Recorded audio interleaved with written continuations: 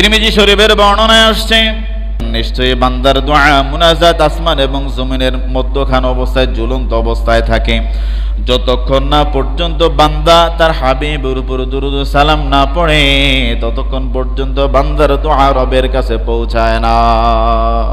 সুবহানাল্লাহ বলেন। আমরা আল্লাহর কাছে দোয়া করি না? সবাই কথা বলেন, দোয়া করি না? এই দোয়াটা আপনি মসজিদে দোয়া করলেন, আপনার দোয়াটুকু যদি মঞ্জুর কিংবা মাকবুলকৃত হতে হয়, আপনার দোয়া শেষ করার পরে দোয়াটা জমিন এবং আকাশের মধ্যবর্তী স্থানের মধ্যে ঝুলন্ত অবস্থায় থাকে, আপনি যতক্ষণ না পর্যন্ত আল্লাহ রাব্বুল আলামিনের কাছে যে দোয়া করলেন তার হাবিবের উপর দুরূদ না পড়েন, ততক্ষণ পর্যন্ত আপনার দোয়াটা রব্বুল আলামিনের কাছ পর্যন্ত পৌঁছাবে না।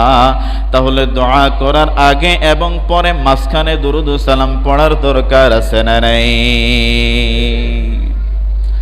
দোয়া করার 5টা গুরুত্বপূর্ণ টিপস আছে, বলেন কয়টা? আপনি যে আল্লাহর কাছে দোয়া করবেন, দোয়া কবুলের 5টা কারণ আছে, বলেন কয়টা? 5টা। আপনি যখন আল্লাহর কাছে দোয়া করবেন, সর্বপ্রথম দোয়ার শুরুতে রবের প্রশংসা। বলেন, দোয়ার শুরুতে কার প্রশংসা? আরেকটু জোরে বলেন, আরেকটু জোরে বলেন।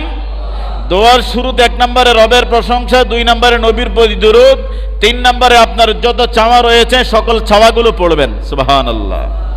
4 নম্বর আপনি আবার রবের প্রশংসা করবেন, 5মে নবীর প্রতি দুরূদ পড়ে দোয়া শেষ করবেন। এই 5টা কাজ করলে আপনার দোয়া 100-100 যিনি কবুল করবেন তিনি কে? আর একটু জোরে বলেন, তিনি কে? তাহলে দোয়ার শুরুতে রবের প্রশংসা, তারপরে নবীর উপর দুরূদ, 3 নম্বরে আপনার জাগতিক যত চাওয়া পাওয়া রয়েছে বলবেন, 4 নম্বরে আল্লাহর প্রতি প্রশংসা করবেন, 5 নম্বরে নবীর প্রতি দুরূদ শরীফ পড়বেন। আপনার দোয়া ফিরবে না, 100-100 একদিন আগে হোক পরে হোক আপনার দোয়া যিনি কবুল করবেন তিনি কে? আওয়াজ করে বুঝে থাকলে বলেন, তিনি কে? তাহলে নবীর প্রতি দুরূদ শরীফের বিকল্প কোনো আমল আমাদের সামনে খোলা নাই।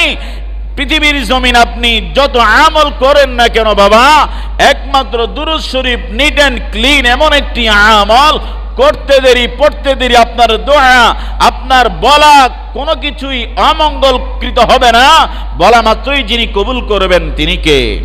আওয়াজ করে বলেন, তিনি কে?